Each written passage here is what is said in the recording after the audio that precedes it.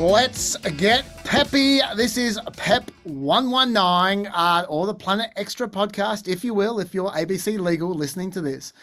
This is an offshoot of Planet America on the ABC, which you can see on Fridays, 8 p.m. on the ABC News channel, iView or Facebook.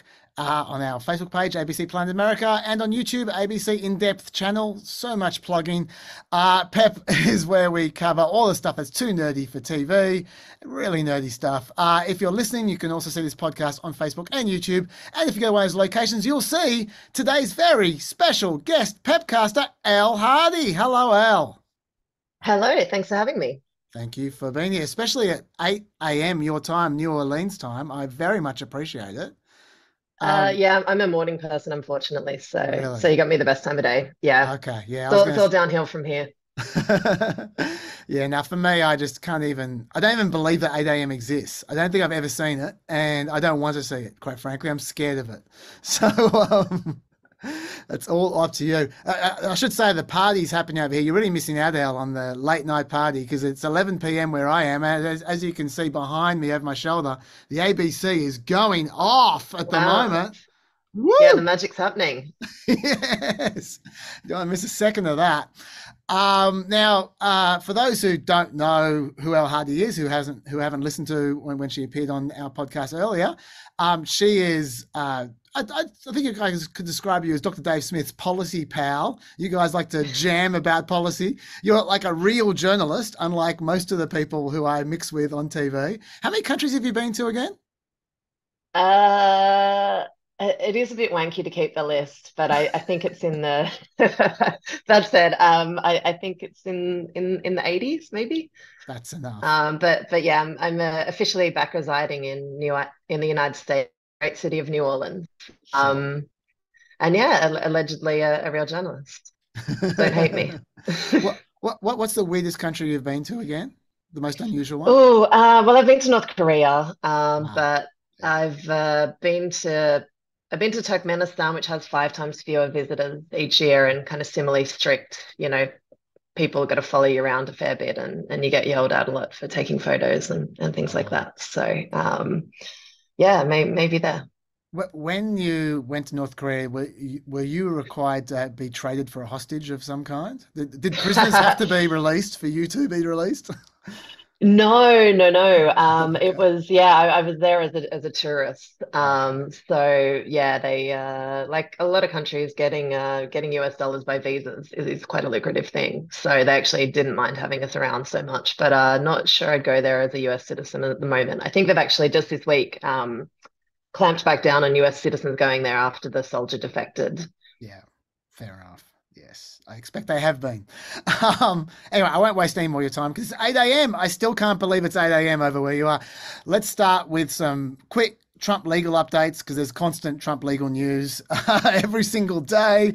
Mark Meadows, we've mentioned his situation a few times on the podcast. He's currently trying to get his racketeering trial removed to the federal court. Just a reminder for people, this does not mean he can be pardoned by a future President Trump, potentially, or that his trial can be shut down by President Trump if Trump becomes president again. What this does mean, though, is that if he was removed to a federal court, is that he'd still be tried under substantive state law, Georgia law, but the procedural law would be federal. The court would be federal, which means there'll be a federal court judge who might be a Trump appointee. His jury would not come specifically from the Atlanta region, which is where the jury would come for a state case.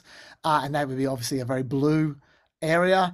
And he could have, if he was removed to a federal court, the charges dismissed through a federal court defense, like, for instance, saying, I was just doing my job as chief of staff the whole time, which is exactly what he wants to try out.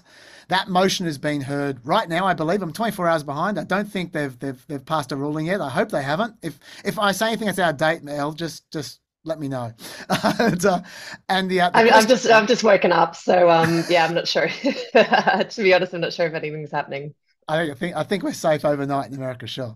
The question is whether it's true that everything Mark Meadows did was in his capacity as chief of staff. That's the legal question. And he seems to have a problem, because his lawyers said in their brief to the court that all the allegations against him in the indictment, quote, concern unquestionably political activity.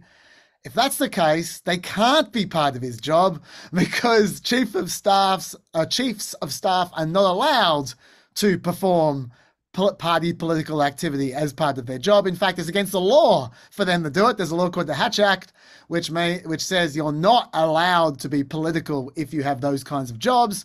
So not only have they potentially screwed up their own case, but they've potentially landed him with a Hatch Act violation at the same time, on top of him having his original trial. So that's not great. Also, he's got one other problem, which I'll just play a video to explain. This is a video of Mark Short, who was Mike Pence's chief of staff, and he was on the other side of the debates that happened on January 6th, and he's only too happy to dump all over Mark Meadows when he possibly can. And this is his view about why Mark Meadows might be in strife as far as getting this trial removed to federal court. I do think one challenge for him is to say this is all my official capacity. If that was true, then why was he circumventing all of White House counsel's advice? Why wasn't Pat Cipollone involved? Why wasn't that team involved? Why wasn't DOJ involved? Instead, Mark recruited outside lawyers who he wanted to listen to. And so I think that undercuts the notion that this was all part of my federal responsibility if I'm not getting counsel from the people who are hired into your office to serve the White House in that role. An excellent point. If he was indeed acting only in his responsibility as the chief of staff, then why wasn't he using the lawyers that the chief of staff was meant to be using as opposed to the goon squad? So I don't think he's got a lot of chance, but who knows? Do you have any thoughts about the Mark Meadows situation in any way, Elle? Not the Mark Meadows specifically. I guess I'm just because I certainly don't have a legal background. I mean, the fact that all of the work-related stuff. I mean, I just find it hilarious that Trump has hired the lawyer who represents all of the hip-hop guys because they've been using the RICO Act because there's so many rappers in Atlanta who keep getting done in RICO cases for using lyrics in their songs, saying that they shot a guy. Yeah. And then they keep finding themselves up in RICO charges.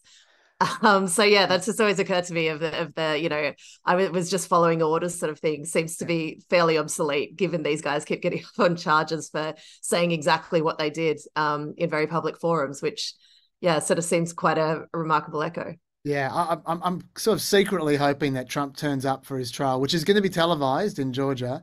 Turns Absolutely. up, with a big chain with a gold dollar sign around his neck, courtesy of his lawyers. What's your thoughts on if the trial is televised? Yeah. Do you think that would increase his chances, his electability, if it happened to be before the election?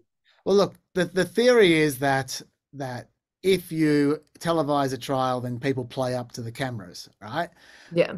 And Trump is generally pretty good at playing up to cameras. That's a strength of his. That's some would say that is his only skill, but he's very, very, very good at it. So what one might expect for that to suit him to try and win, if not win the jury's vote, at least win the votes outside the jury. My view is that I have seen Trump not live on camera, but on camera in a deposition. And he wasn't winning me over, I've got to say, in those depositions. I think that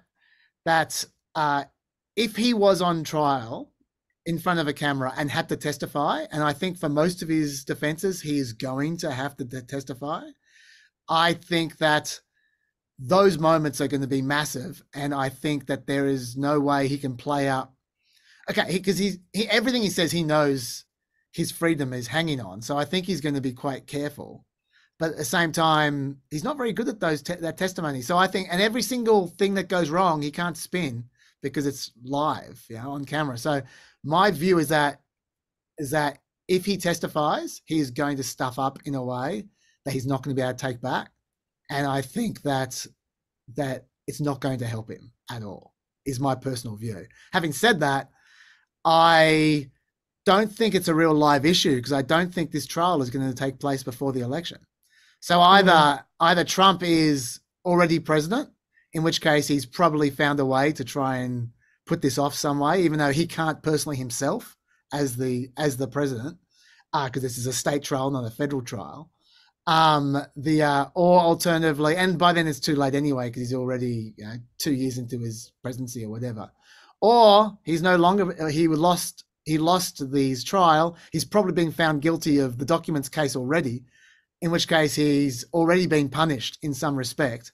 And so I feel like the magic ingredients that we're associating with this particular trial, the Georgia one, by the time it comes around, the situation is going to be so different that we can't really imagine how it's going to play out or if it's even going to matter.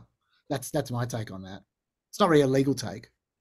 No, it makes a lot of sense. It's just, it's something worth considering. There was kind of a great, kind of some speculation online just about what a fantastic, I mean, it's never going to happen that he's going to prison, but what a fantastic movie it would make of like the Secret Service agents having to commit a crime to get in to protect him.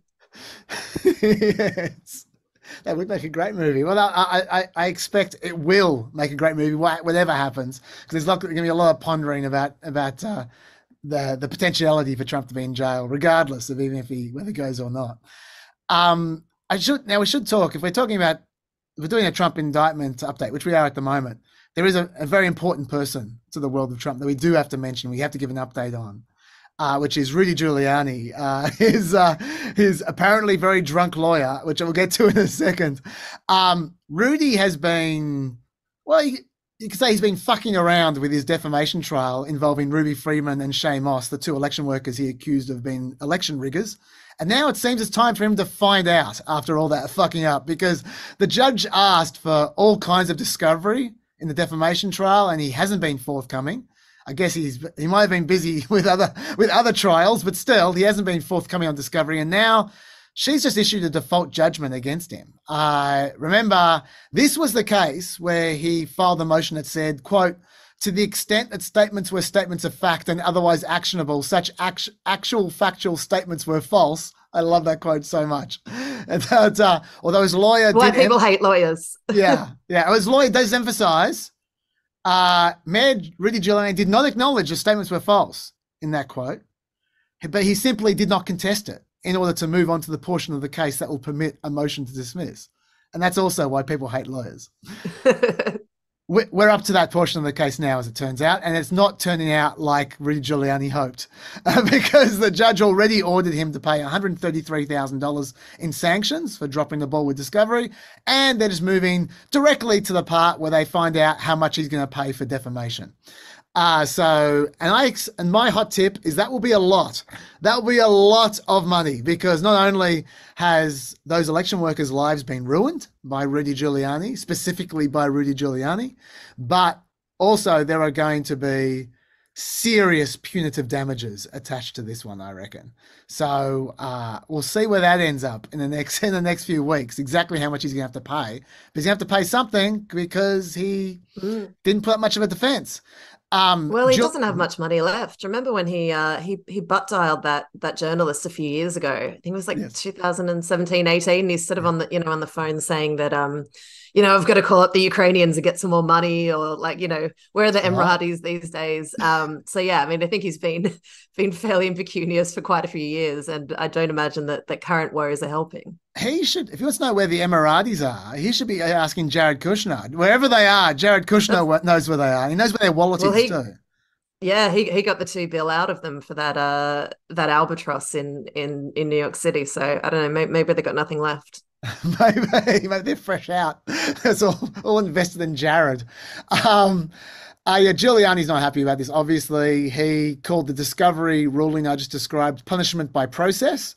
The judge, Beryl Howells, not having much of that. She said, quote, donning a cloak of victimization may play well on a public stage to certain audiences, but in a court of law, this performance is served only to subvert the normal process of discovery in a straightforward defamation case. And like I teased before, meanwhile, the January 6th trial, the indictment leading to a trial, Jack Smith is reportedly investigating whether he can mount the argument that Giuliani was so drunk all the time that there was no way that Trump could rationally rely on his advice, which is a pretty harsh finding if he thinks he can prove that. I don't From the sounds of things, I don't think it might be as hard as it sounds. I mean, are you getting? I mean, as you say, he's got no money. He's asked Trump for cash, and Trump's sitting on tens of millions of dollars of donations, legal money donations, and he's asked Trump for cash, and Trump said, "Oh, I'll do a $1,000 a head fundraiser. Yeah, I'll do a fundraiser for you." I mean, are you feeling even slightly sorry for Giuliani at this point in time? Because I mean, I don't know what's going to happen to Trump, but I know what's going to happen to Giuliani. I know that prison and lots of fines are going to happen to Giuliani. So, how are you feeling about Giuliani? Yeah, I mean, it's quite remarkable because just go get a job on a board. You know what I mean? Like he was mayor of New York. He was America's mayor. He did all that. Yeah, I don't know if I think he really maybe just did actually believe all of his hype that he was sort of going to waltz into the nomination in '08. And, but I mean, gosh, you're mayor of New York City. That's a gift. You can just sort of print money for the rest of your life. You can just go sit on the board of Wells Fargo or something like that. So it is quite remarkable, just sort of human level. And his poor kids as well. Probably, your dad's mayor of New York, all that stuff growing up. You think you're going to inherit all this huge amount of money. And I mean, if it's true what he drinks, I mean, he's nearly 80. Yeah. How's he still? How's his heart still ticking? But yeah, it's I don't really have any thoughts on him. But I mean, the standard of proof in America to get a defamation action against you is extremely high. And he looks like a fairly laid down case. So yeah, don't know. It'd be interesting. I think he's blown past it. It's funny how that sector of that little crew, they all seem to live forever. I mean, you talked about, Giuliani hasn't lived exactly the ideal lifestyle and he's not young. Trump literally, he eats more fast food than I eat, and I eat a lot of fast food. I mean, I think I'm going to die within days with the amount of fast food I eat. And also he doesn't believe in exercise. Like he plays golf, but he genuinely, I don't think we've ever talked about this on the podcast before. He genuinely believes, I don't know if he still does, but at least he used to genuinely believe that you get a certain number of heartbeats in your life. And if you exercise, you are burning heartbeats that will then lead to you dying younger, which is kind of the opposite of how it goes. But he genuinely does not ever run or do any kind of proper exercise because he thinks that will make him live less. And maybe he's right because he seems to be doing fine. Well, yeah, he just gets on and off the golf cart. But he's got the same thing that Murdoch had. So the greatest predictor of life, of your longevity is your parents. And him and Murdoch both had the mums that lived to over to 100. Yeah. And I think both their dads lived a pretty long time as well. Yeah. So yeah, I don't know. The two of them will just kind of be in that tango together for how long is it? The next 80 years? Next 20 years, maybe? Yeah, wow, I didn't want to think about that, those two together for 20 years. What kind of mischief they could be up to. I guess it's where they are. We'll all be dead by then, So. That's right. Yeah, we don't need to worry about that. One more little Trump legal update I want to give before we get into the Elle portion of this podcast. I've got a whole bunch of topics we're going to talk about in your area.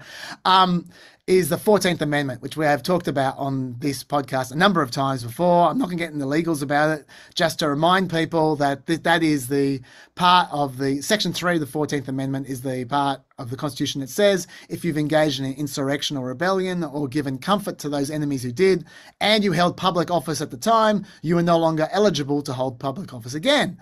We talked about that theory at length on the podcast.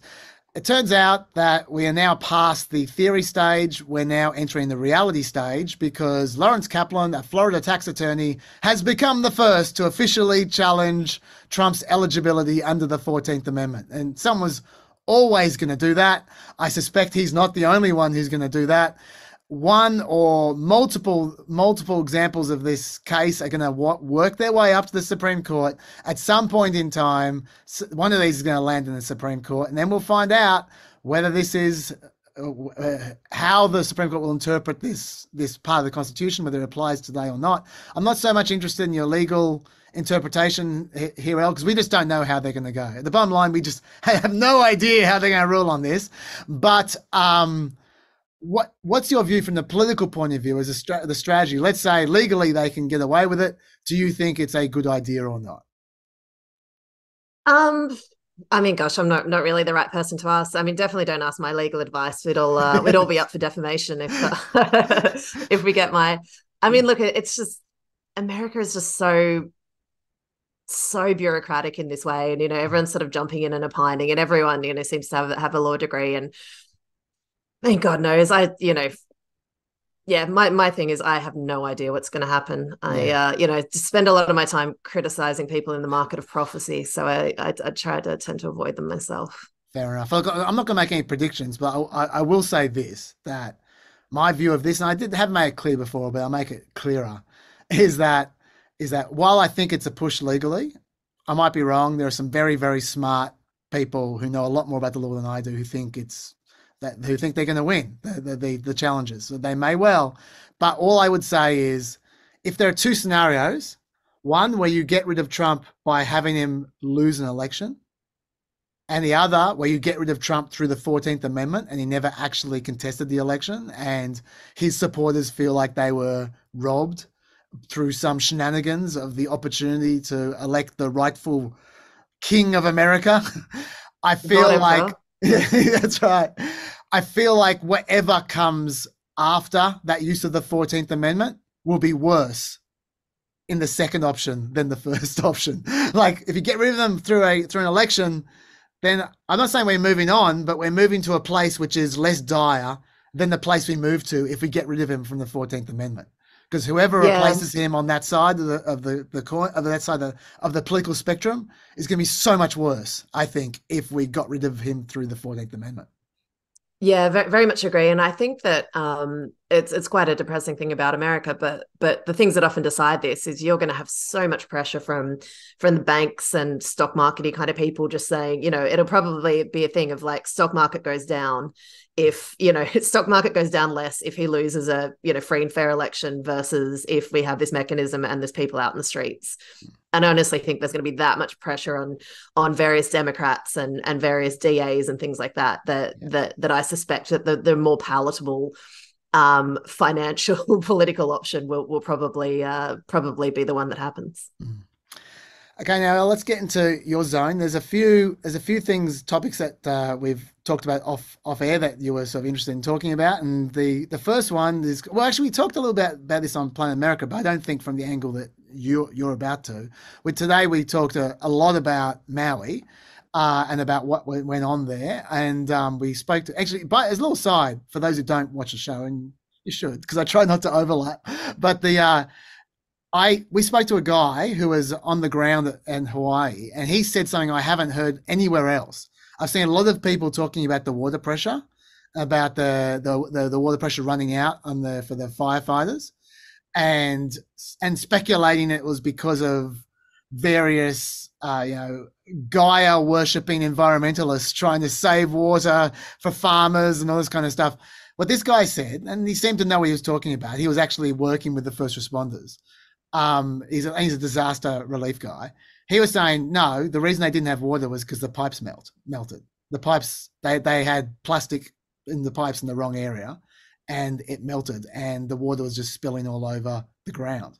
That was the reason the water pressure dropped for the firefighters, and there was a real problem trying to work their way around that. So that was the reason, he said, for the water pressure issues. So, which is, I think worth noting, given I haven't heard that anywhere else. But anyway, we talked about disasters. We talked about DeSantis going back home to sort of be captain of the hurricane in Florida. And you were saying that you had some interesting things you wanted to talk about involving disasters and disaster relief in America. Yeah, so well, I guess just on that first point, I'm just thinking now, because we have a bit of a problem here in Louisiana with lead in our pipes. So I guess that's probably a higher melt point than plastic. It just retards children. So yes. Yeah, and I mean there's such a problem in all the California, sort of the annual California wildfires. I did some work on that a few years ago, and just the fact that all of these utilities have been privatized, and there's no incentive for upkeep.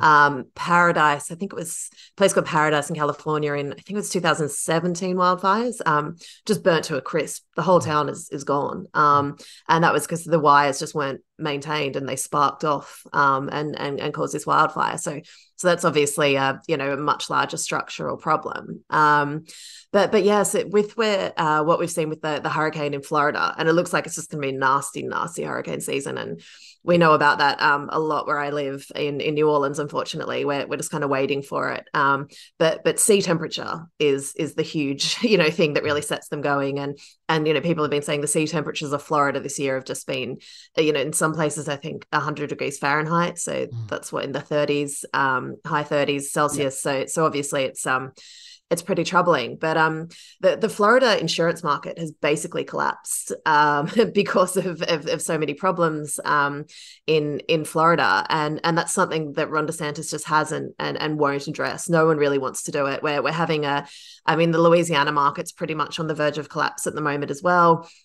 One thing that everyone's talking about, premiums going up, it is one of those issues that really, obviously one of those hip pocket issues, I guess, that really affect people.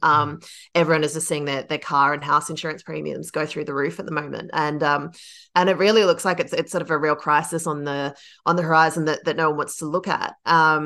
So property reinsurance rates on July 1 went up by up to 50% in some places, and they were largely California and Florida. So they went up 50%. Yeah, so that's the reinsurance market. So they're the guys who insure the insurers. And that's the one that people much smarter than me say that's really the one to watch, because they're the guys that stop banks from collapsing, that stop insurance groups from collapsing. And that's usually what basically predicates a financial crisis, right? That's what the America Insurance Group, America International Group, AIG, the huge insurer in America, the fact that was wobbling was basically what set off the 2008 financial crisis, because the banks weren't going to be made whole, with the looming with the mortgage crisis that was happening. It was when the insurers were saying, hang on, we can't really cover this with our $1 trillion of assets. And that's when the bailouts started happening. So with the insurance groups. So I really think it's and it's one of those very unsexy issues that journalists like myself just don't really have that much of aren't really across. It's the kind of stuff that people just don't really look at. But it really and when you think about California and Florida, what are they, like 2 of the biggest 3 states in America in terms of population? The fact that people just can't insure their houses there anymore, except with some pretty unreputable guys. And we've already, ProPublica did a great piece last year, I think in Florida, of people coming and having their insurers assessing their house after some hurricane damage. And then, literally someone going into the back end in the spreadsheets, or these, workers quit and sort of blew the whistle. Someone just going in the back end and just, slashing the numbers to make the spreadsheet say the right numbers. And all of these people's claims, after the assessors came out and said, yep, this is what you're entitled to. And started, potentially doing repairs or shaping their lives around what they were told, then just having it completely changed. So I think it's a real potential crisis that would, obviously morph into a national financial crisis that's potentially on the horizon. So when you say you just can't get your home insured, is that including the National Flood Insurance Program or not? Do you know? Because they got this program where they subsidise. That's FEMA, isn't it? Yeah. No, this is commercial insurance. Okay, all right. Because I think there's about 5 million policyholders for the National Flood Insurance Program, which basically subsidises extremely expensive insurance for these people. But that has its own problems, I think, because it tends to only be in these high risk areas, which are near the coast, which means they're usually expensive houses as well. And all that does, perversely, what it does is it protects these rich people. I've got the numbers here. Hang on. It's, where are we?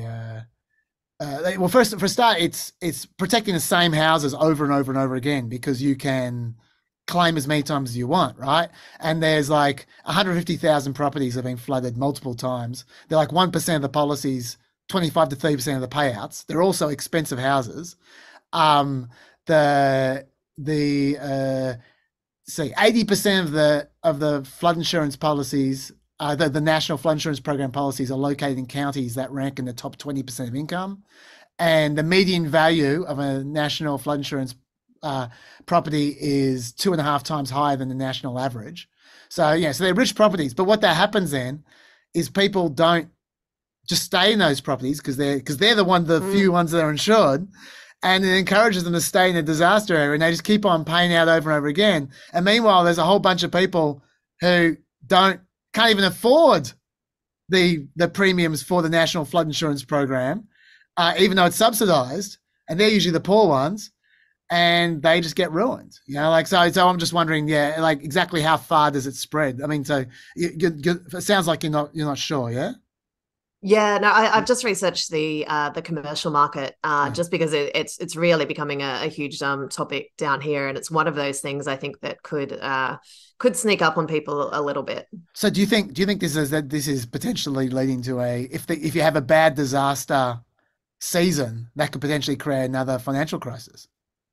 Elle Hardy, prophet of doom. I mean, yeah, look, and I think everyone is pretty worried about the hurricane season just because of the temperatures and just the just the vibes at the moment. The whole world feels like it's going to hell right now. So yeah, look, I'm not sure how far down the track these things are actually felt. But if if there's some wobble in the market at the moment, yeah, I mean, it could potentially have a real flow and effect. There's all sorts of other things that go into a crisis, but I think it's just one of those things that just hasn't been widely reported, and like I said, I think it just could sneak up.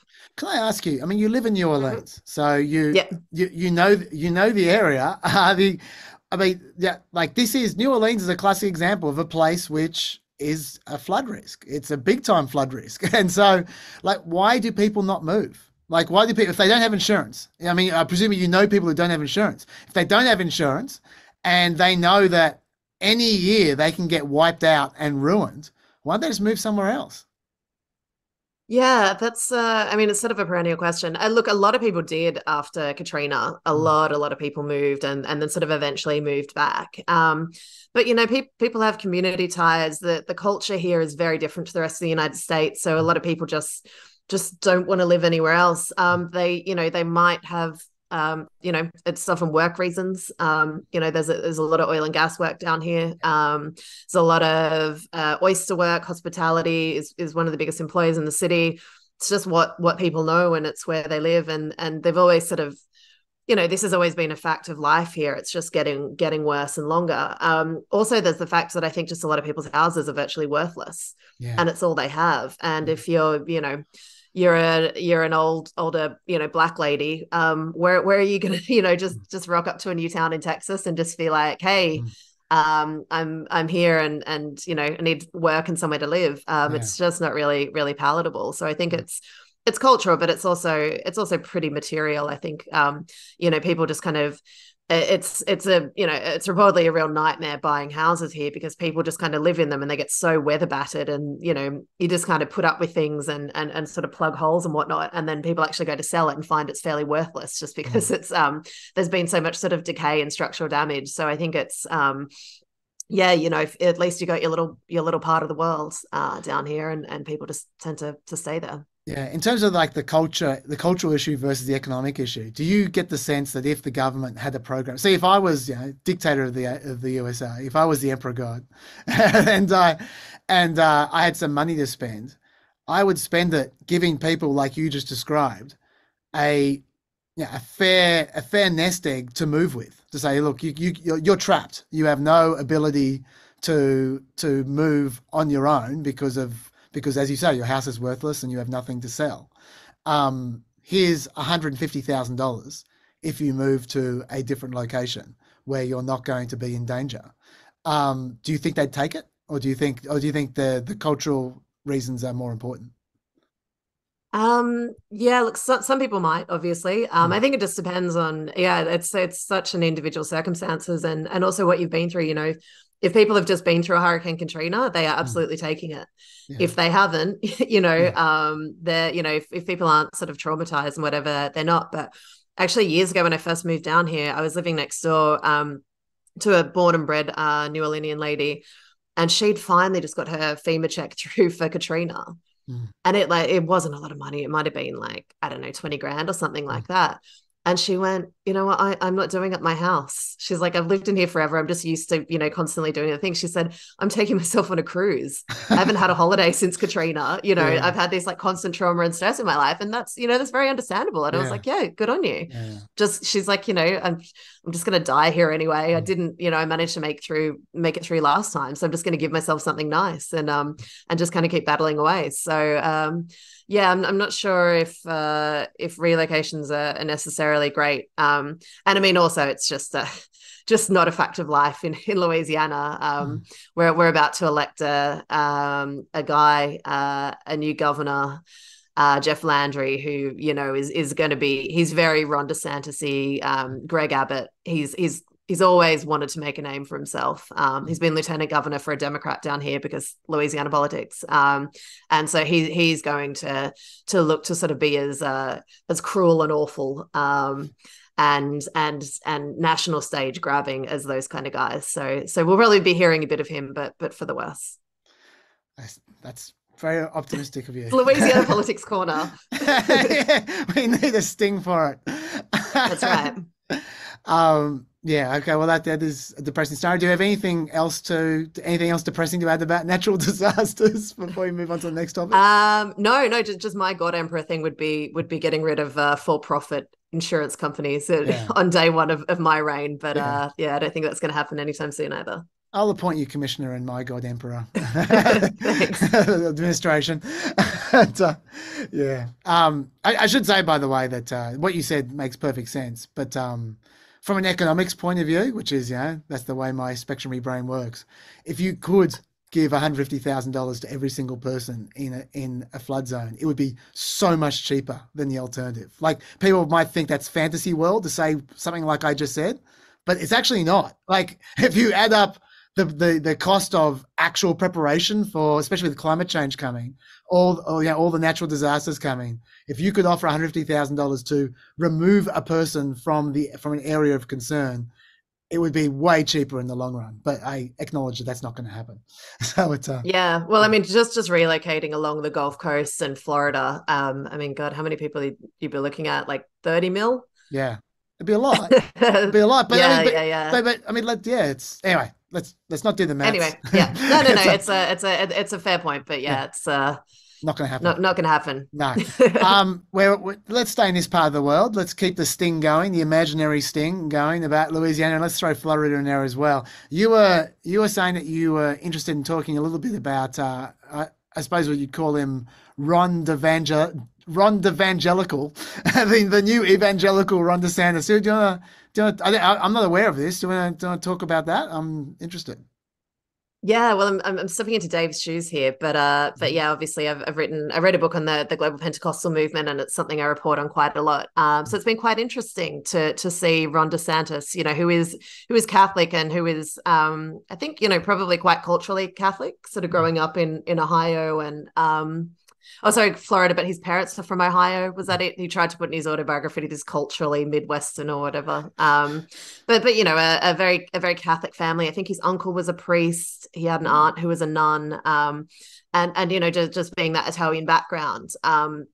He's a very Catholic guy, but obviously he's kind of doing the JFK playbook a bit. I think, sort of fearing that people won't elect a Catholic.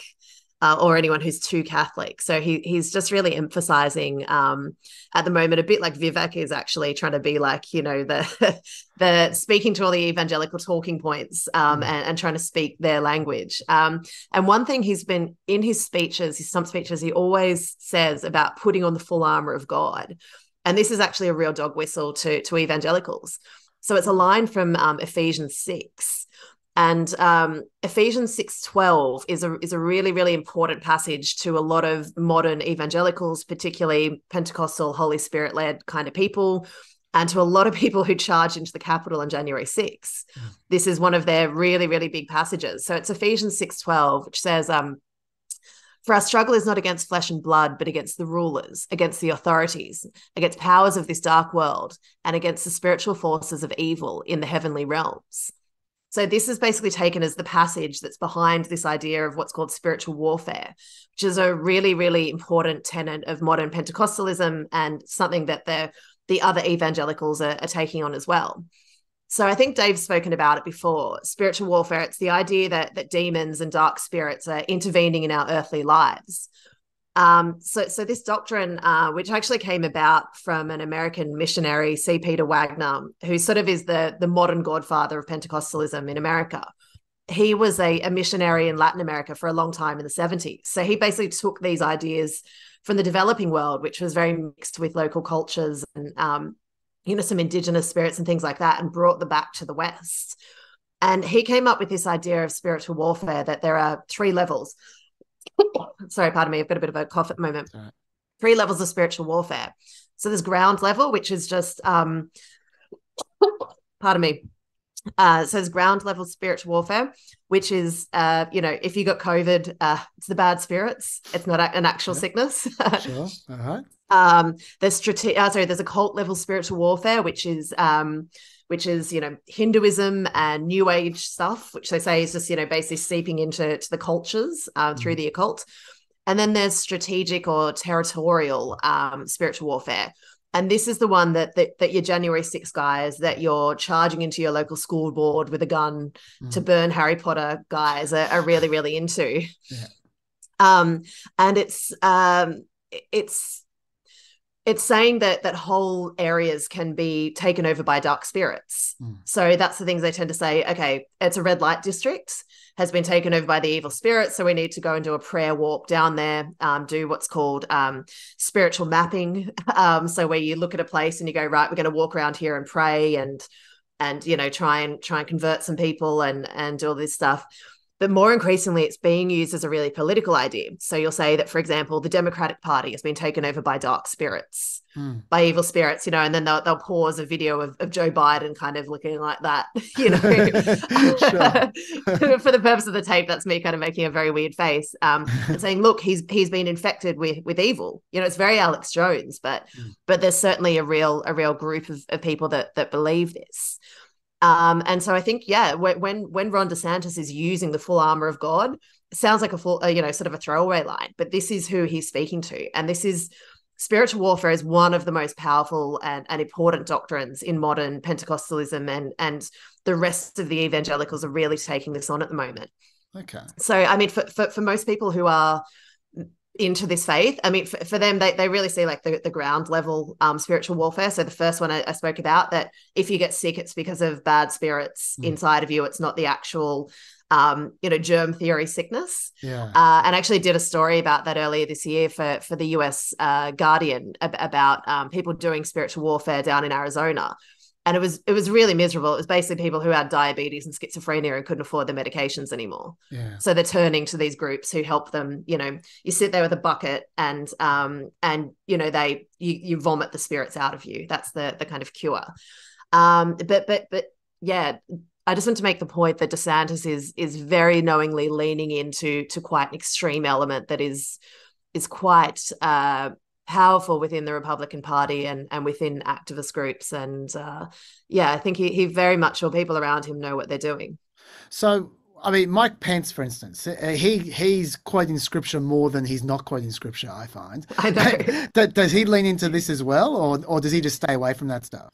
No, it's not really his thing. I mean, was he quoting the Old Testament or something in on the debate stage the other week? Probably. I think some of the stuff that he was, the kind of stuff that he's into is just so, he's really the old school. He's your kind of, he's your Jerry Falwell kind of, so old school evangelical. No, that's not his thing.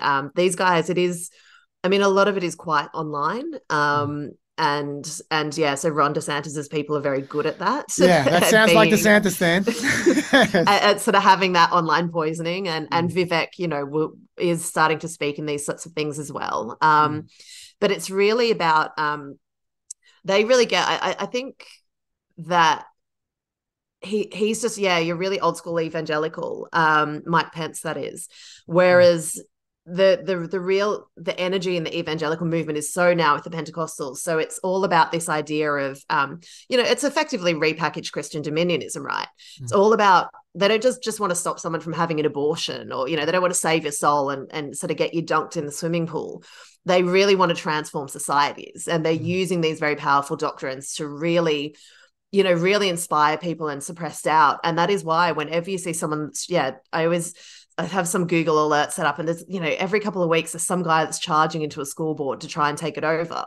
And more often than not, they're actually taking over by electoral means, and they're really working in these areas, those territorial spirits to try and take power. And it really is it's about transforming society. It's not just about, it's not just getting about as many people in the tent as possible. It's saying that we have divine inspiration to rule, and we're going to do it. Let me ask you, as soon as you say Ron DeSantis and you say religion, the very first thing I think of is one of the creepiest ads I have ever seen in American politics. And on the 8th day, God looked down on his planned paradise and said, I need a protector. So God made a fighter. God said, I need somebody willing to get up before dawn, kiss his family goodbye, travel thousands of miles for no other reason than to serve the people, to save their jobs, their livelihoods, their liberty, their happiness. So God made a fighter. God said, I need someone to be strong, advocate truth in the midst of hysteria, someone who challenges conventional wisdom and isn't afraid to defend what he knows to be right and just. So God made a fighter. God said, I need a family man, a man who would laugh and then sigh and then reply with smiling eyes when his daughter says she wants to spend her life doing what Dad does. So God made a fighter. I should have warned you listeners to listen to that bit at double speed. But anyway, is that what we're talking about? Is that leading to the same thing? Yeah, it's all very midnight in America. But yeah, I think what he's really getting into there is what's called Joel's Army.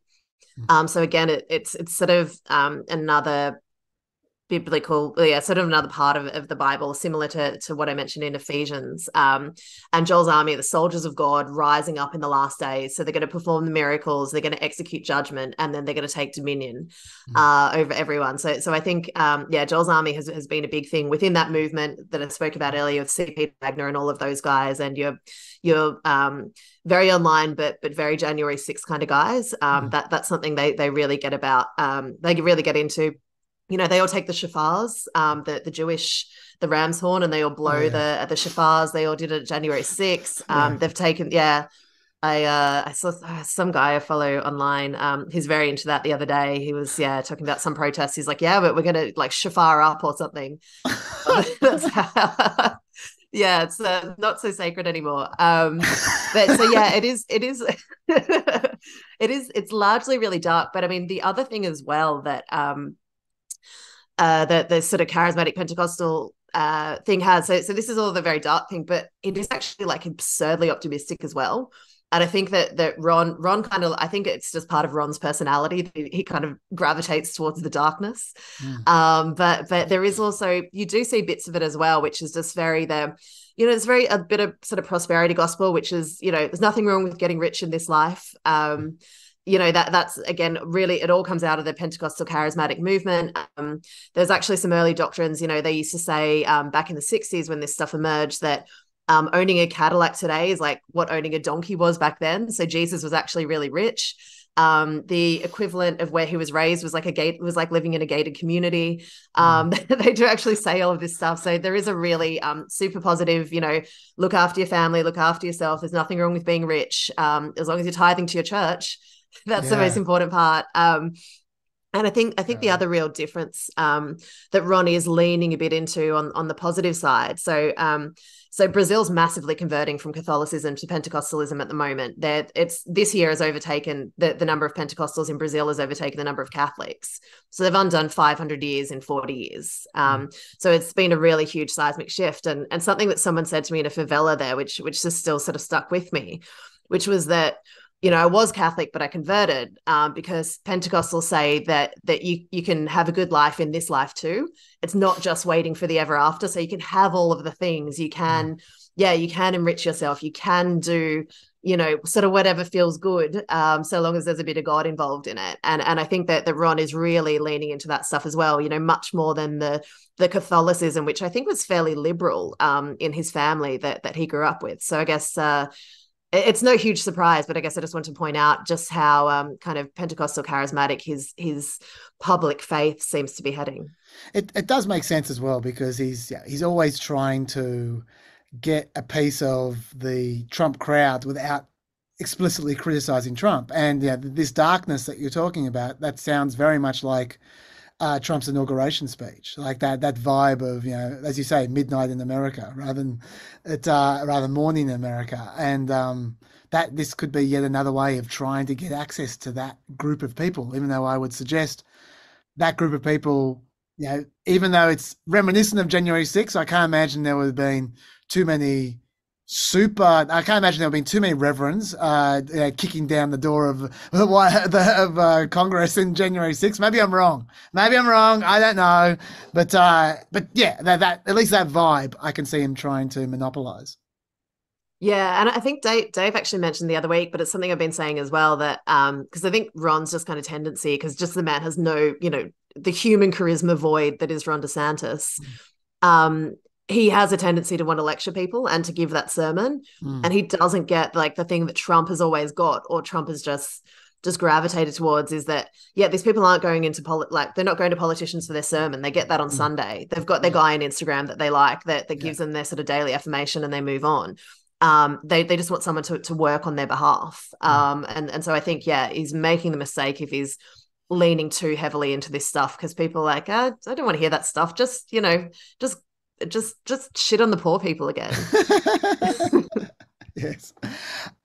Before we move off DeSantis in Florida, I want to raise something completely different. It's a bit of an update on something we've been talking about, which is I assume you're finished there. Yeah, do you have other things? I'm done. I won't bore people with my religious stuff for a while. No, it was interesting. Look, just on a slightly different note, I'll tell you what I hate, Elle. I hate. And this happens to me a lot. I should learn my lesson, but I never do. I hate when person X, let's say random person, I don't mean Elon Musk when I say person X. I just mean any person does something that's seemingly dodgy. You go, on first impression, that seems pretty dodgy. And then their partisan opponents jump all over it and go, dodgy. And you go out of your way to give them the benefit of the doubt, because you can never be sure. You can never be 100% sure. So you try and give them benefit of the doubt. You try and be fair, right? And especially if you happen to work at the ABC, you try to be fair. And then it turns out that they were exactly as bad as their partisan opponents suggested.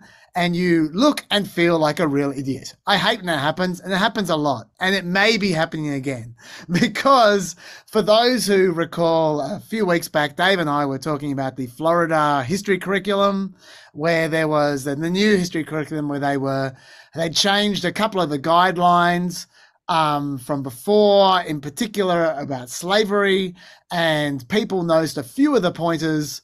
They gave the impression that they were almost trying to find the positive side of slavery. And of course, the people involved denied that. I was saying, no, we're trying to, just teach history in the usual academic way. And, and I was trying to, split hairs about it and try and be fair. Okay. Well, the Miami Herald 2 days ago found documents where they published a report where they talked about documents they found with notes made by state reviewers of the old curriculum with regards to slavery. Written down notes.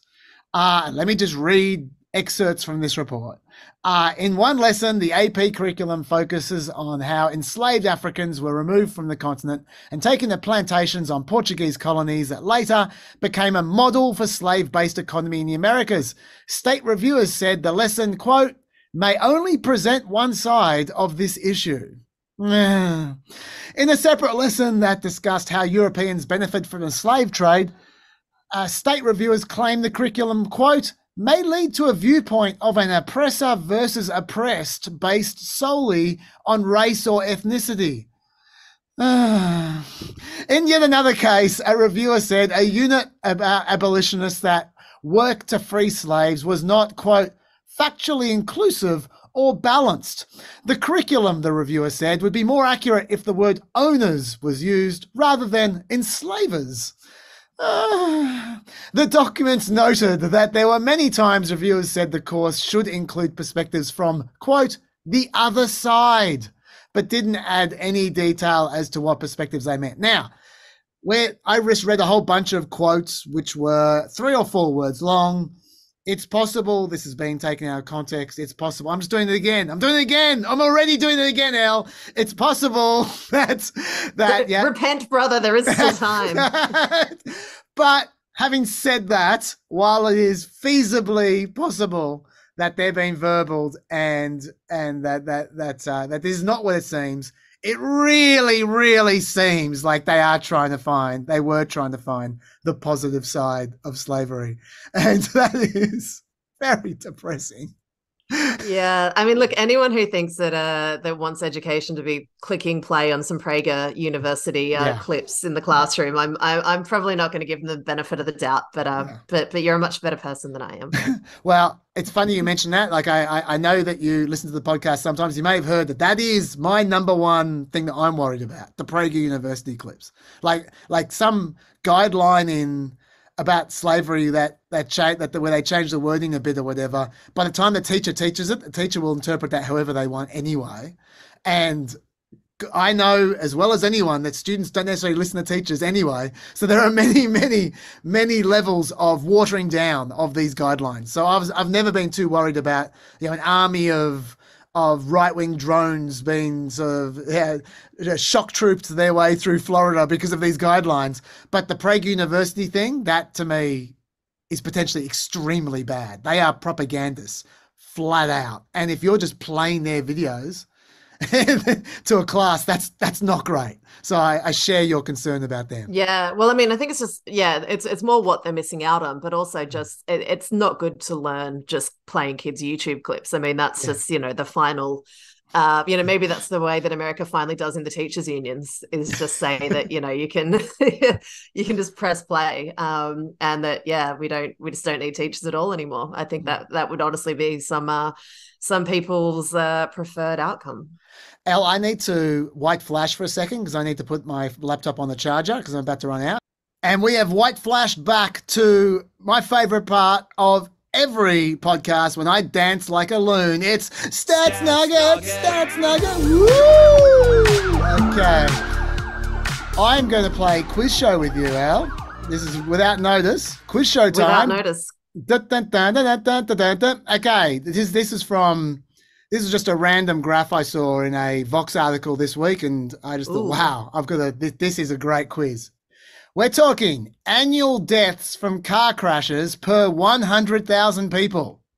These stats are from 2021, okay? So annual deaths from car crashes per 100,000 people. I'm going to read you a few countries, and where we're going is what's America.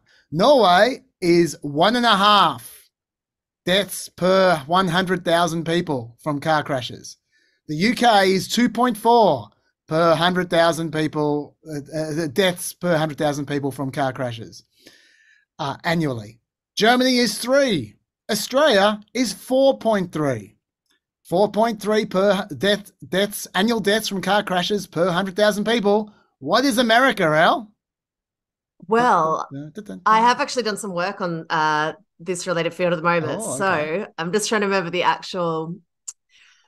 Is it something like 700? Oh, no, it's not that bad. No, 70. No, 70. It's something like. So it used to be 7 per 1,000 or something. Oh, I can't remember. Anyway, because there's so many trucks in America. But yeah, hit me. Oh, it's a lot more, but it's not 700 more. It's 12.9. It's 3 times Australia, 4 times and 5 times most of the other developed countries in the world. Apparently, there are third world countries that are worse. That's a positive, I guess, for America. But in the OECD, the next worst is Chile on 10.5. Turkey's 8.3, New Zealand is 6.2. I couldn't believe this one. Italy is 4.9. Come on. But They got they drive those tiny little cars. Yes, I mean, I haven't been to many places. I've been to Rome. You can barely even tell where the road starts and ends in Rome. You're just walking along a street. There's a car all of a sudden right next to you. And on the other side of that car are two dogs having sex. There is no, like, quite literally, that's based on the true story, that little analogy. Like, you can't tell where, like, it's just a mess. It's just people walking and cars, and they have half as many deaths per 100,000 people due to the cars in Italy than they do in America. So the question is, but their cars are about a fifth of the size of American cars. Maybe there's more injuries, just not deaths. Maybe yeah, well, no, issue. I think it's something because I did a story on this years ago about driverless trucks. And America's a lot of it's to do with trucks. I think just the conditions in the trucking industry here are pretty awful. Shock horror. But yeah, just those interstates are just brutal to drive. There's just nothing around. Everyone's driving everyone's sort of in these arms races for these, bigger and bigger cars. So when collisions tend to happen, they are very nasty and you're not getting out of them. Okay, well, that answers the question I was just about to ask you, which is, you live there. Why do you think this is the case? The Vox article. Well, and also Americans drive like maniacs, and there's a real no one's taken away my truck. I drive how I want to in my truck, kind of thing. Sure. And also it's just like drink driving.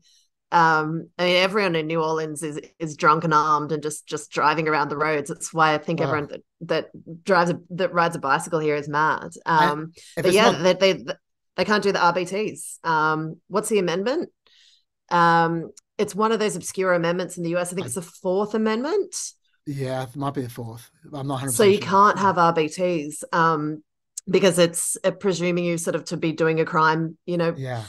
So it's purely just observational behavior from cops, and it's just not something they enforce that often. And when they do tend to enforce it, it's seeing a car full of young black guys driving around, and then when they literally still do the test of like stand on one leg and touch your nose, and then if they still determine that they think that you're over the limit, then they have probable cause to take you back to the police station and breathalyze you. I think that's a really important point that you make from an Australian point of view. Like when we hear about the targeting of ethnic targeting of as you say, black drivers, etc. That if they had the ability to do RBTs, there'd probably be a lot less of that. And the fact that they don't, then they need a reason to pull you over. They need to concoct reasons to pull you over, and it ends up being to do like end up profiling people as a result. It's a really interesting aspect. Yeah, I think also just culturally, America is the kind of your local dive bar or whatever. This is no public transport, and if there's a bus or something, but Americans aren't taking it. Outside of New York City and stuff like that, no one's going out for drinks with their friends or getting in the subway. Everyone drives to the bar, has a few drinks. If someone's really hammered, your mates probably aren't letting you get in the car. But Americans are just, it's part of the culture. If you want to go to a bar, you're driving there and driving home because it's a couple of miles from your house. Just the way that America's laid out. So I think even culturally, if they had that ability to, I'm just not sure if they would. I think drink driving is just much more prevalent and part of life here. That makes sense. The other thing which the Vox article said, which I would bring to the table, is that they suggested that it's also to do with road design, that there's a lot of wide lanes and high speeds with frequent turns, stops at traffic lights, and shared traffic with cars, pedestrians and bikes. There aren't like bike lanes on these wide lane streets, and with all those conflict points, you're going to get collisions essentially. Yeah. Yep, absolutely. Yeah. So anyway, that's Nugget. Okay, I'd like to move on to I'm going to race through a couple of states. I've been promising what I call state funny business. I didn't get a sting together. I'm going to try and get a sting together for the nenext time I do this. I'm also going to try and get a sting together for potpourri because I think that's a good one. Let's just call it state funny business. That's a guideline for the person I'll get to do a sting. Let's just go through a few states quickly. North Carolina. Whoosh. Now, you need 72 seats out of 120 for a supermajority in North Carolina. Republicans won 71 seats in the last election. There is a Democratic governor there, Roy Cooper. So he can veto when there isn't a supermajority. So they just need one. They just need one more vote. It turns out that Tricia Cotham defected 3 months after the election. She was a Democrat and she defected to Republicans to give them a supermajority. Now, here's the thing. She was encouraged to run. She was in the House some time ago and she came back and ran again in the last election. She was encouraged to run by some prominent Republicans and no one really paid much attention to that at the time. She was just such a good member. They just wanted the best for their state. She's just they're just concerned about good governance, Elle. That's all they're concerned about. North Carolina, Republicans especially, very very well known for that. Yes. Now her district 112, went for Joe Biden in the presidential election by more than 60%. Quite a Democratic district. So they could have gotten a very very lefty Democrat if they wanted to, but she ended up in there and she won. She won her election by 18 percentage points. She won by quite a lot. I misread that just looking at my notes there. It wasn't by 60%. Biden got 60%. So he won by 20 points and she won by 18 points. Okay. She won with the endorsement of Emily's List. That's a pro-choice group. Famous pro-choice group, during the 2022 election, when, if you recall, abortion was a bit of an issue. All right, that's part of the reason that she won. Then on May the 3rd, she joined Republicans to override a veto by Roy Cooper that resulted in the enactment of a 12-week abortion ban on many abortions, obviously. So I don't think Emily's List would have been very pleased with that after they helped her get elected. Now, she denies that the fix was in and that it was all subterfuge and all the rest of it. It's very difficult to prove one way or another, but a number of people are deeply suspicious of the way that she ended up running for the Democrats and then immediately switching to the Republicans for no apparent reason soon after to give them a supermajority. Do you have any thoughts about that one before move on to the next state? No, just that it sounds a bit similar to the Kristen Sinema case, and I'm sure there's no coincidences there. Yeah. Next state, Wisconsin. Wisconsin has a very famous gerrymander. Very famous. We've talked about this on the show and on Planet America many, and on the podcast many times. The Democrats would have to win by at least 12 points just to get a majority of seats in the House Assembly, whereas Republicans can get a majority of seats on the House Assembly just by winning 44% of the vote, because it's been gerrymandered that badly. It's probably the worst gerrymander in America. 55 Assembly districts and 21 Senate districts are non-contiguous. As in the actual districts are broken up into more than one area. That's how badly gerrymandered it is. Like normally you'd say none should be non-contiguous. That's not usually a sign of a fairly drawn district. But that's how Wisconsin is. In 2018, for example, Democratic state assembly candidates received 54% of the vote in Wisconsin, and Republicans won 63 of the 99 seats. That's an example of just how gerrymandered it is. Anyway, and the Wisconsin Republicans are just 3 seats short of the 2/3 supermajority at the moment, even after a extremely close election in terms of the governor's race, just because of this huge gerrymander. Okay, so given that scenario, Republicans, the Democrats have been trying to get that gerrymander overturned for some time, but there's been a Republican-held Supreme Court in Wisconsin and they've refused. Okay, so a Republican judge, and I know you're not normally supposed to call them Republican or Democrat judges, but in this case, I think it's apt. A Republican judge retired this year, and that was a pivotal swing seat on the courts, and so it became a real shit fight. The electoral race to replace that judge. They spent $42 million in combined spending for a judicial election in Wisconsin, where ads don't cost much, right? That's nearly triple the previous record for a judicial election anywhere in America. And that the record before now was Illinois in 2004. The guy's name was Kelly, and he was a Republican, so you could call him R. Kelly if you want to be mean. Kelly, he was running to replace the Republican judge, and he was in a bit of strife during the election campaign because he'd provided legal advice to Republicans litigating Trump's loss in 2020, and the Democrats hit him over the head with that a lot because that's not real popular in Wisconsin at the moment. And the Democrats ran hard on the gerrymander. They basically just made their whole campaign about the gerrymander and how unfair it was. And the lady's name was Protasewicz. I think it's Protasewicz. She won by 11 points, the Democrat. So then the Democrats held the court for the first time in ages. And they were like, okay, let's get the show on the road straight away. They was trying to get stuff done, and the map districts were immediately challenged. That's already like that case is bubbling along immediately right now. But in January, before the election, Protasewicz called the state legislative maps rigged in a public forum while she was campaigning. She said they're rigged. And in March, she told the Capital Times that she would, quote, enjoy taking a fresh look at the gerrymandering question. She said, they do not reflect people in this state. I don't think you could sell any reasonable person that the maps are fair. I can't tell you what I would do in a particular case, but I can tell you my values, and the maps are wrong. So, fast forward to now. Assembly Speaker Robin Vos threatened to impeach her.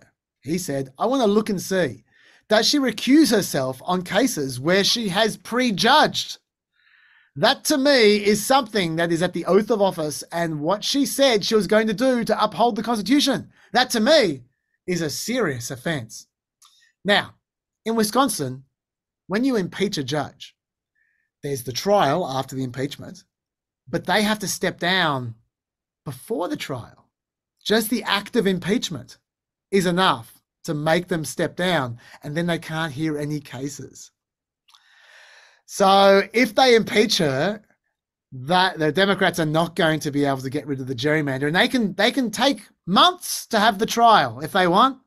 They can take as long as let's just say it might take 1 day longer than until they've finalized the map for 2024, because that's coming pretty soon as well when they have to finalize that map.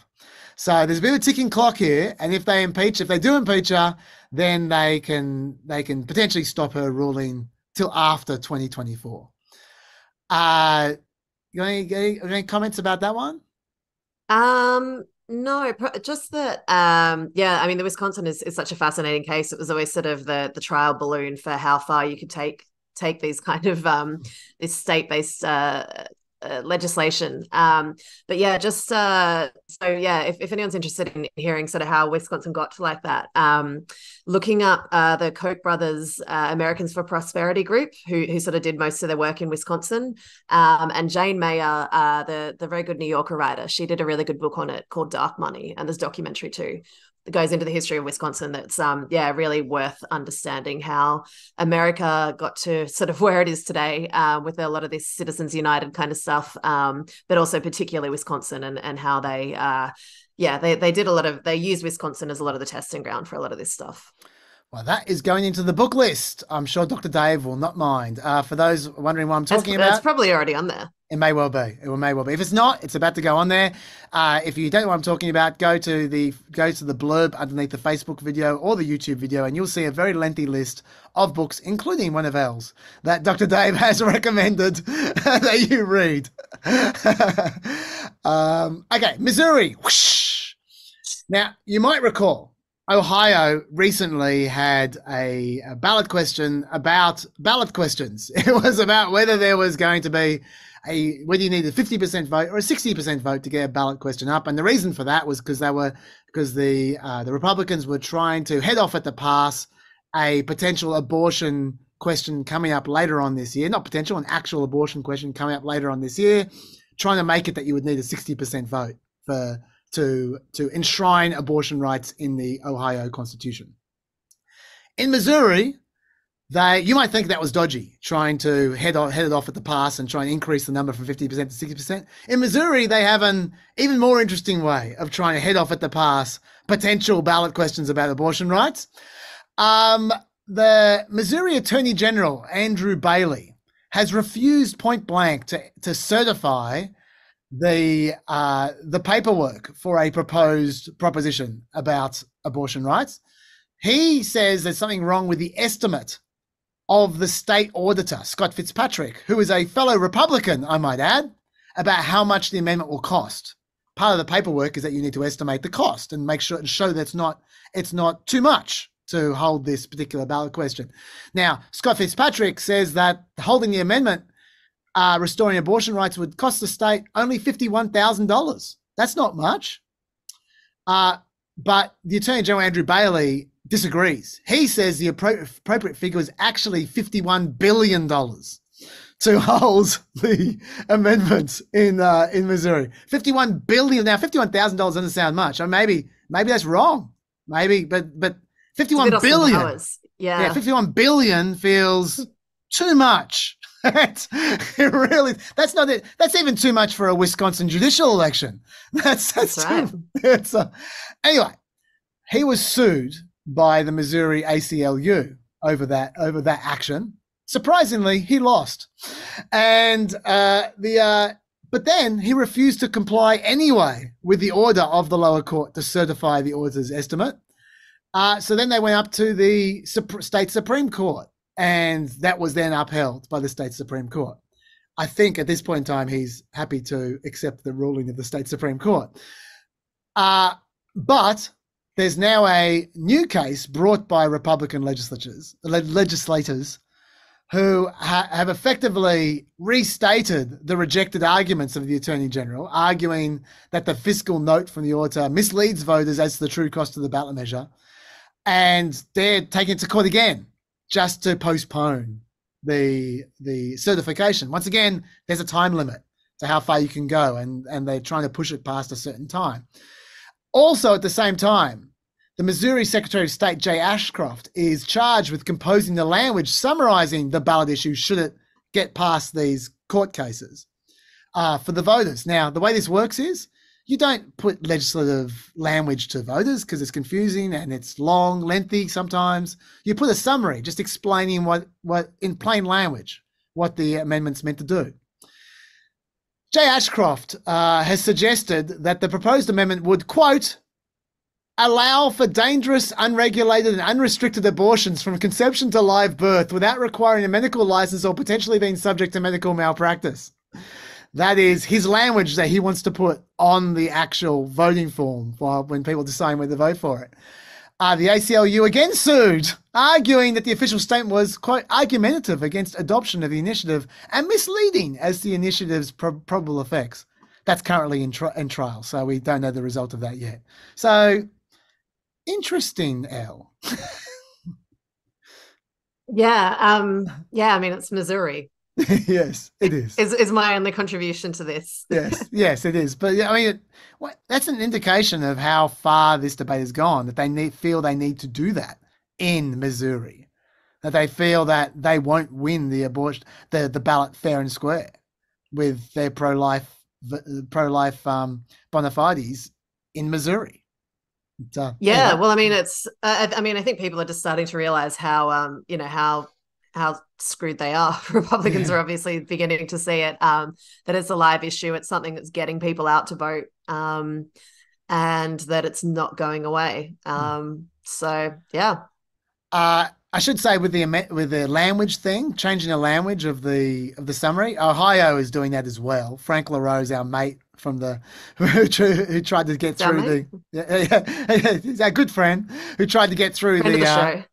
Yes, tried to get through the 60% amendment in Ohio and lost that battle. He's now changed the summary language of the Ohio amendment he's replaced the word fetus every time it's mentioned in the ballot language with the phrase unborn child, which is a nice little touch. Just back on the fetus issue, it's sort of, I think, went over a lot of people's heads in the Republican debate. But did you see that thing that Ron DeSantis said, that he had a friend who had survived multiple abortions. Yes. And was in a dish or something in a Florida hospital. So just one of those I don't know, it felt like a bit of corn for some of the old heads on abortion that they're still trying this kind of stuff. But that's right. By the way, I believe that lady actually exists, but she's not from Florida. She's from Illinois, and she gets around in the pro-life circuit. She's a very frequent anecdote. Oh, I've seen her. I think her name's Penny. I know who you're talking. Yeah. Anyway, that's Ohio. Okay, and we got there's one more thing about Ohio, and that is that the wording is going off to the Ohio ballot board to judge. They're the neutral arbiter of ballot language. And, who's on the board? Funny you mention. State Senator Teresa Gavarone is on the board, and at the actual meeting in which they discussed this language, she, at a different part of the meeting, mind you, but still, the actual meeting, she said, quote, "This is a dangerous amendment that I'm going to fight tirelessly against."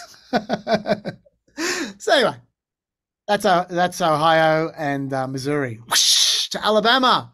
This is the last state on our journey. Alabama, we mentioned in the Supreme Court special, me and Melina last podcast about the Supreme Court case about Alabama. They were meant to have a second majority minority district. This was ruled by the Supreme Court, and Justice Roberts, who until very recently was very much of the mind that you shouldn't have majority minority districts ensconced in the law because racism is over and that's not necessary anymore. But he came on the side of supporting the fact that Alabama needed to draw a second majority minority district because the population is so out of whack, and the legislative language is so clear in the Voting Rights Act that you're supposed to represent the ethnicity, the proportion of ethnicities of different races with the number of electorates that represented by those ethnicities. So Alabama clearly has enough black people. They should have two, and the Supreme Court said that they should have two black majority districts in Alabama. The Alabama legislature drew up a second district, but that was 39.93% black. They just ignored the Supreme Court. Some Alabama Republicans claimed that they were trying to maintain compact districts and to keep communities of interest together, and that's why it ended up like that.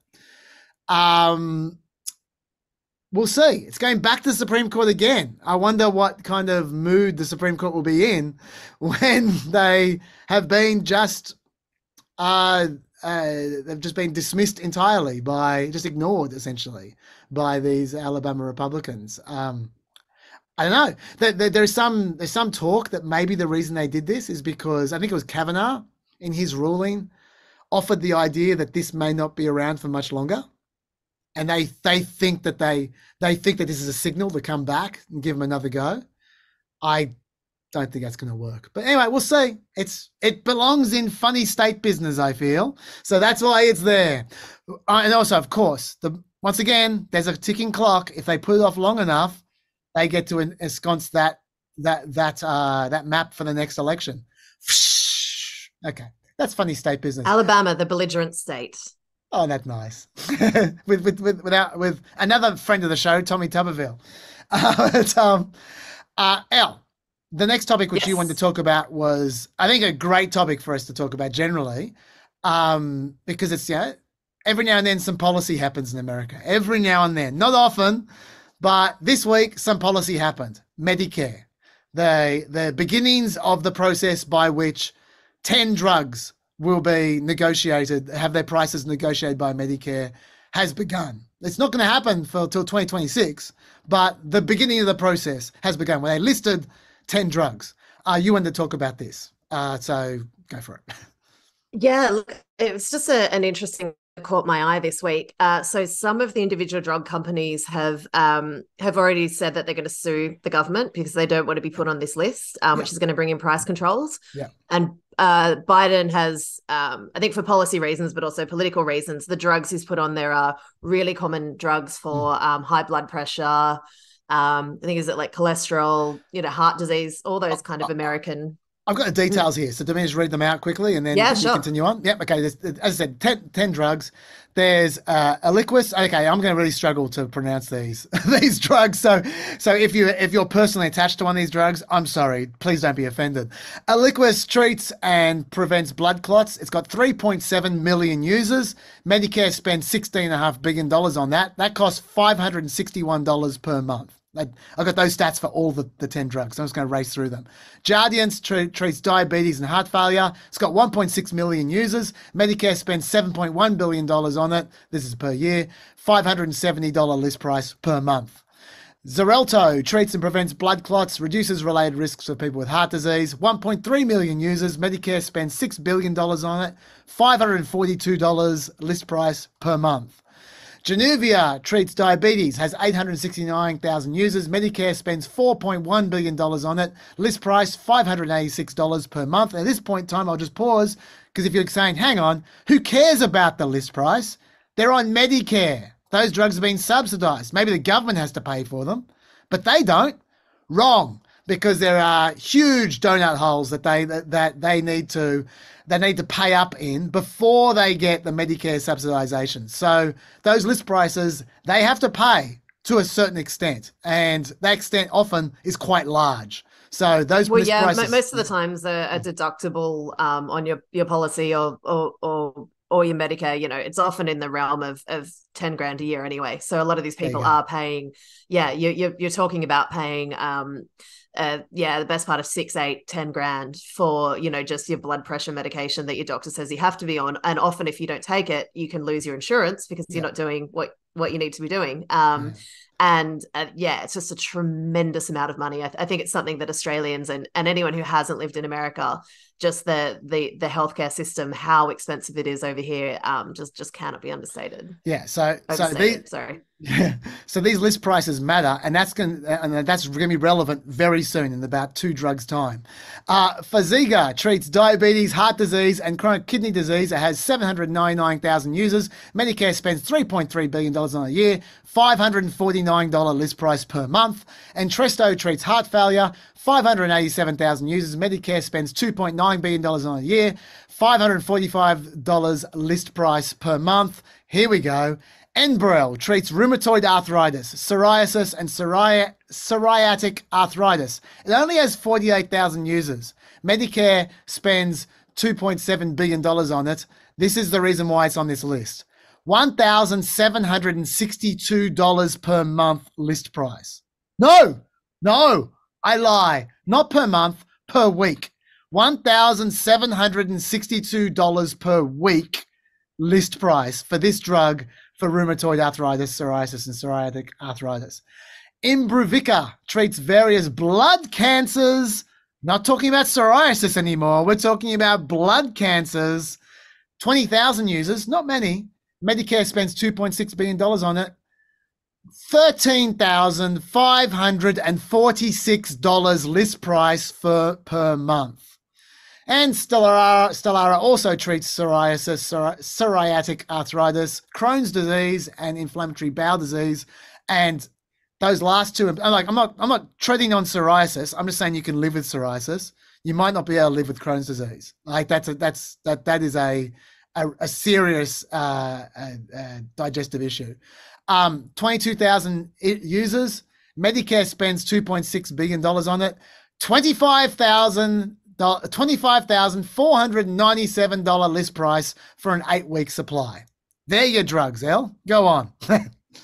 There we go. Well, yeah. And so I think from sort of reading between the lines, I think that Democrat strategists are looking at going pretty hard on this in the next election. And obviously the drug companies are individually already trying to sue the government and say that they don't want to, be subject to price controls. But there was an interesting story in Politico this week that caught my eye, which was Republican strategists saying that they feel that they really need to hit the Biden administration hard on this topic. And I think it's one of those things that doesn't sound terribly rooted in retail politics, shall we say? It sounds like the kind of thing that donors come and hit you over the head with. Yeah. So they're trying to spitball ideas, and the thing is, this is it's pretty indefensible stuff that we should just pay exorbitant costs for these drugs with no end in sight, and that no one else in the world pays because everyone else's governments negotiate as a single payer. They're looking to go the Democrats on this, and the only thing they've really been able to come up with is the usual argument that it stifles innovation, that we have the best drugs in the world, all of this stuff. But when we're talking to drugs that are shall we say, I don't know, heartland medications, these are things that people are commonly on. It was a bit like I was talking before with the insurance issue. This is something when people are actually getting the bill in the mail, this is stuff that you can't really obfuscate around, that it is going to be difficult, and when you think about the Republican coalition, they generally are old, or they're older. They are, often going to be on these kinds of drugs. And when you're saying that, the price is going up and that we've got to argue against putting the price down, I'm wondering how well this is going to play. And I mean, Trump, for his many faults, he's always had pretty good political instincts. And, I think early on in his campaign, he was saying, hang on, why are we making I know these guys in, Wall Street. I know how horrible they are. Why are we making them rich? So I'm just wondering how this is going to play out in the Republican general election campaign. If it is, as it likely appears to be, it'll be Trump versus Biden, just how much this issue is going to be made prominent, or whether it's just going to be another one of those lovely little things that someone just slides under Trump's nose when he's when they're playing him cats or whatever, to calm him down, and just tells him to sign off on and shut up, and he can say that he had an election stolen from him or whatever. I don't believe. I mean, I've seen those same arguments. I've seen a couple of people test them out, the stifling innovation argument. I do not believe that Republicans, whether it's Trump or anyone else, are going to be trying stifling innovation in an election campaign next year. I just don't believe it. Like, it's just such a bad argument. I mean, even by their own logic, like, they're citing studies that are predicting the future. There's no way you can know. But even by their own studies, they're saying that what will happen is the number of new drugs, because of the stifling of innovation, because they're making less money. Or just so people understand the argument, they're saying that America basically pays for about 63% of the worldwide profits of pharmaceutical companies, because every other country negotiates down prices except for America. Well, actually, the Veterans Administration negotiates down prices, just Medicare doesn't. And that's why the veterans, whatever they're called, the VA, they have I've got it here somewhere. Where is it? They pay a lot less for their drugs. I think they pay about half of what Medicare pays for their drugs, because they negotiate. I can't find it. It's about half from memory. Yeah, it is. Yeah, it's half. Yeah. Anyway, but their argument is that if you reduce basically the money fountain for pharmaceutical companies by turning off the spigot from Medicare, then they're not going to have enough money to do their research, because it costs. I think that the number I saw was that it costs $985 million per product, per new product, for research and development, when you count failed trials into that number. And so there'll be less new products. And their study says they'll go from 51 new products per year to 45 new products a year. And I reckon when you hear that, you go, huh? I'll take the 45 if I can't afford any of the 51. It seems like a pretty obvious argument, really, a pretty obvious defense to mount against that argument. So I think it's a bad argument. I don't think they're going to use it. I don't think they're that stupid. I think they're just going to try to ignore the issue. Oh yeah, totally. I think it just seems like if the Democrats are reaching around for something to, to wedge the Republicans on and an issue to run on, giving a chance for everyone to dump on drug companies who everyone hates and who just even the process of getting a prescription in the United States is so convoluted and painful for many people. I just think it might be, if they're looking for an issue beyond the sort of big ticket ones, it seems like they could be positioning themselves to make this one of them. Absolutely. I think the Democrats should definitely campaign. I think this is absolutely, yeah. It's not just good politics, but it's also the right thing to campaign on. Like, they've done good. This is good. This is actually good. This is good policy. They should take a lap of honor. This even helps people who aren't using those 10 drugs. By the way, there's going to be another 10 drugs the year after, and then 15 drugs the year after that, and then 15 drugs the year after that. So this keeps on going. So it's going to gradually spread through all the drugs that are used a lot. Even the people who don't use those 10 drugs, they're helped by this because Congress are using the $100 billion in savings for Medicare from this process to put a $2,000 cap on all Medicare beneficiaries for all their drugs. So what you just described before with the donut hole, about $5,000 or $6,000 gets reduced to $2,000. So that's good for everyone. So it's so this is just great policy, and they should run. This should be all they run on. Just run on this over and over again. It's huge. Anyway, one more stats nugget. Stats nugget. I'm going to put a graph up.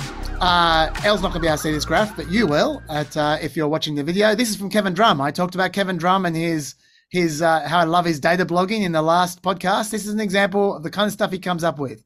Love it. This is a graph of how oil and gas production has increased over the last 20 years. Because you hear a lot about how Biden is terrible with oil and gas production. I think the environmentalists wish that Biden was terrible with oil and gas production, but the graph is pretty clear. I'll tell you the numbers.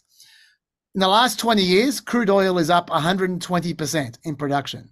In the last 20 years, natural gas is up 106% in production. By president, let's go president by president. Bush 2, it went up 1.4% per year. Obama, 9.1% per year. Trump, 6.2% per year, less than Obama. Biden so far, 5.9% per year. Now, that's oil and gas production, has gone up 5.9% per year under Biden. Now, we need to put a proviso in here. If you look at that graph again, I'll just put it up again, you'll see that obviously it dropped during COVID. So Trump's numbers have been deflated.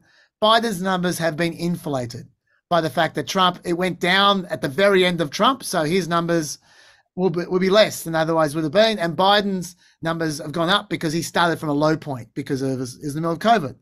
But you can draw the lines yourself, your little dotted lines, and you can see that they've still gone up plenty under Biden, and yes, I think they went up more under Trump. I mean, even those numbers are more under Trump, 6.2% to 5.9%. But to be fair to Trump, I mean, to the extent you can be fair on this stat, Trump probably would have had more than Obama if it hadn't been for COVID. But nevertheless, Biden's had a lot of oil and gas production. And so it's quite funny he gets hit over the head a bit about gas prices. They're going, it's because you've shut down all the oil and gas production. No, he has not. He absolutely has not. It's increased sizably under Biden. So that's just a stats nugget aside. You got anything to say about that, Elle? No, is that fracking? Is that fracking related? The continual up? Yeah, that's the reason there was a big jump under Obama, the fracking. But it's still plenty of non-fracking as well. There's a lot of oil and gas exploration in America, fracking and non-fracking. There's a lot going on. Yeah. Yeah. Well, yeah. Louisiana, where I am, is one of the big states for that. So of course. And Biden did try to cut down on it. He promised he would to the left, and he tried to cut down on it, but the courts wouldn't let him. And so it's just kept on going. Anyway, we have time for one more topic, and that I cannot. I'm going to put aside the Supreme Court ethics thing, which I just one day I'm going to get to this. I've been talking about doing the Supreme Court ethics for about 6 podcasts in a row now. Maybe next week with Dr. Dave when he returns, but I can't let you go, Elle, without the final topic. I think we need to talk about with you, because you've been there. Is Ukraine? I think that Ukraine corner. Yeah, Ukraine corner, exactly. So I mean, and you hear so much conflicting information, and there's just so like it's very tough to know what to make of this all. So there's a couple of elements I want to know about, like both about Ukraine and Russia. First of all, what's your view of how everything's going with Ukraine, and what's your take on it all at the moment?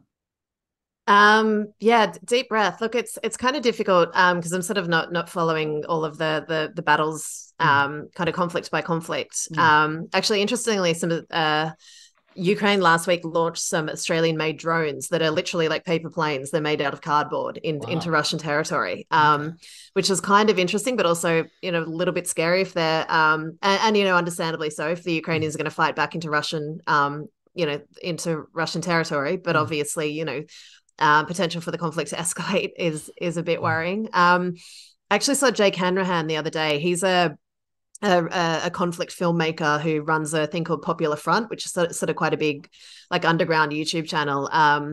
And he's spent a lot of time in Ukraine and really with kind of sort of regular soldiers and things like that. And he said that there seems to be people are feeling pretty dispirited at the moment, I think, in the Ukrainian side. He said largely because a lot of their really good commanders were killed in Bakhmut. And that's where Wagner sort of did their human meat grinding factory. That was sort of Prigozhin's great contribution to the war effort. It was sort of seen always as an odd battle to pick. But from the Russian side, strategically, they could get the Ukrainians bogged down there. And it looks like it probably, even though it was just, we're talking sort of, it was World War I casualties that we're talking out there. But what they did was, that was when they got all the prisoners out and said, if you can fight for us and if you fight and survive, you get to be free. And it was just, they put in, it's probably thought a good 20,000 troops just went and died in there. But Ukrainians actually put people that they cared about into that battle. And it seems to not only have worked in that it killed some really good commanders, but also it's just made more people in Ukraine potentially reassess whether or not they want to be in that war. And I think one thing, it's one of those things, I think, online, and I'm far too online, but people don't seem to want to hear that maybe the war isn't going as well as people would like to hear it. I think there's sort of been a bit of perhaps false positivity or optimism on the side of people who are very pro-Ukraine. And look, understandably so, you've got to kind of keep everyone's sort of spirits high, and Ukrainians are still asking for weapons and still wanting to fight, and once again, very understandably so. But we can see in the West that it's souring now. The support for the war, I suppose, particularly in the United States, that's for political reasons. But in Ukraine, a lot of people have fled the country. Do you know where the majority of Ukrainian refugees have gone? No. Russia. Where? Oh, okay. Yeah. Why? Because they speak the language. Most Ukrainians aren't going to speak English or German. If you go into Moldova, Slovakia, places around there, they're very poor countries as well. If you were lucky enough to get to Britain or Germany or somewhere like that, first of all, you're not going back. Yeah. Why are you going back? You've got, your education, healthcare, you probably got some basic sort of welfare assistance. So they're not going back. But most people who mightn't have had the wherewithal to get out, or could only sort of flee in one direction, they're all going to Russia, because at least you speak the language. You can get, a job. I suspect, Russians have always had pretty good black markets for Central Asian workers and things like that. Where, if you walk past a construction site in Moscow, it's 100% everyone that was working there was Central Asian. I imagine there's probably a pretty good basic economy kind of going, where people are probably being exploited, but for Ukrainian workers in Russia as well now. It's really difficult. No one knows the exact estimations of just how much the population has decreased. Some people have said that it could be as much as 20 million. People, it seems, are coming and going now. But there have started to be some recent sort of pieces that have come out. For example, that the only people really left fighting the battle now are sort of the poor and the working class. Anyone with anything about them, anyone with any money, access, foreign relatives, things like that, they might have stayed around and helped early on, but they're getting out. The mums are saying, go, don't fight for this. You've a lot of people who got an education, the parents are saying, just get out. You got your computer science degree, that's translatable anywhere in the world. And I think we are seeing more and more of that now. And there is being some sort of splits in Ukrainian society, reportedly by people who are, saying, well, hang on, anyone, people who've got degrees, who've got money, who've got foreign relatives, they've all left. And it's just us here fighting. And I think that it's a pretty ugly and unpleasant reality that Ukraine and outside backers are going to have to deal with in the near future. It's very grim, but fighting, wars that are probably not winnable, in terms of getting back everything that Ukraine wanted to, eventually people might have to start thinking about some of those trade-offs and who's actually staying to fight, and having local commanders on the ground, and just even things like, the West, we're backing Ukraine, but how well are we actually backing them? Early on they were basically asking for suitcases of cash, and we weren't giving them. We're selling them weapons, but it's weapons that we don't really want. Particularly coming from the US, it's a lot of old, outdated stuff that the US was going to get rid of anyway. And I think that some of that reality is potentially hitting home in Ukraine at the moment. And these are a lot of generalizations. It doesn't, of course, it doesn't apply to everyone. I've got a good friend, Evgen Vorobov over there. He speaks like 8 languages, has been, fantastically educated in Europe, and he's still out there fighting and doing a lot of fundraising and taking provisions to different parts with some friends. A lot of people just form small collectives like he did and are doing great stuff out there. But I think the story that we're seeing, and it's one that probably isn't being told so well in the media, is that the war is, it's starting to bite on people. And I think that the story that you hear from perhaps embedded journalists in Kiev isn't necessarily the same story that is being felt in other places and on the front lines. But that said as well, I'd say, Ukrainians still overwhelmingly really still want to fight the war and still believe in the cause and don't want to give in to the Russians, and rightly so. But yeah, I think some of the realities on the ground are just getting quite a bit uglier than might necessarily be reported in the mainstream press. So given what you just said, you kind of touched on the answer to my question already a little bit. I was just going to say, given all that, do you think there's any world in which that they might conceivably settle and just say, well, we're not going to get all our land, we'll just settle for what we've got here? I think they'll probably have to be down the track. But the problem is, I think it's going to be Crimea. The Russians have always thought that Crimea was Russian territory. And that was, a big part of Putin's thing, has always been pretty clearly that he wanted to bring it back and, potentially really cripple Ukraine by turning it into a rump state with no coast. If it's just this poor sort of rolling green fields with no port and no access to the Black Sea, that's, I think the Russians would be happy with that. So yeah, how you broker some kind of peace deal, I don't know, but you'd assume it's going to have to be at some point, because how's someone going to win unless America goes, right, here's all the F-16s and F-35s or whatever it is that you wanted and go crazy. But that's, then Russia has been pretty clear, I think, that if Ukraine really stepped up the war into their territory, they would consider that NATO aggression. Yeah. If it's funded by NATO, and that's, Article 5. And yeah, as much as the Ukrainians have the right to defend themselves, does anyone want to trigger Article 5? God, the Russians don't either. But it's I think that there's a lot of, basically all the alternatives are horribly unpleasant. It's just trying to find someone to pick the right way to try and end it. Yeah. I was going to say that the F-16 theory is miles off anyway, because they've got to be trained to use them. That's next year, and they've got bigger problems. They've got bigger problems between now and next year. In that, this is overlap between Planet America and here, but I think it's an important point to make. Mitch McConnell clearly looks like he's on death's door at the moment. Like we've seen the clips. Speaking of the need for drug. Yes, I mean, you can just. I mean, there is a SuperPAC ad that I don't think anyone would have the guts to do, but just having Mitch McConnell stroking out and saying, someone needs their blood thinners. He needs all 10 of those drugs, I believe. I don't think he's long for the world, Mitch McConnell. And if he does either retire or die, that's the end of funding for the Ukraine war. Like, because there's no way the Republicans are going to let that get through the Senate. Like, they are really against it. Mitch McConnell's kind of single-handedly been pushing those funding requests through. So there's every chance that America's going to turn off the spigot sometime, and then, whenever Mitch McConnell's spigot's turned off, basically. Like, so sometime in the next next 6 months, I guess. That so they might not get to the F-16s, even though they're starting the training now, I believe. So at that, I don't know what conclusions we draw from that, but you just know a lot more about Ukraine than any of us do. So that's why I like to just let you go off on it. Do you have any other sort of general thoughts or? I'll probably just some Prigozhin.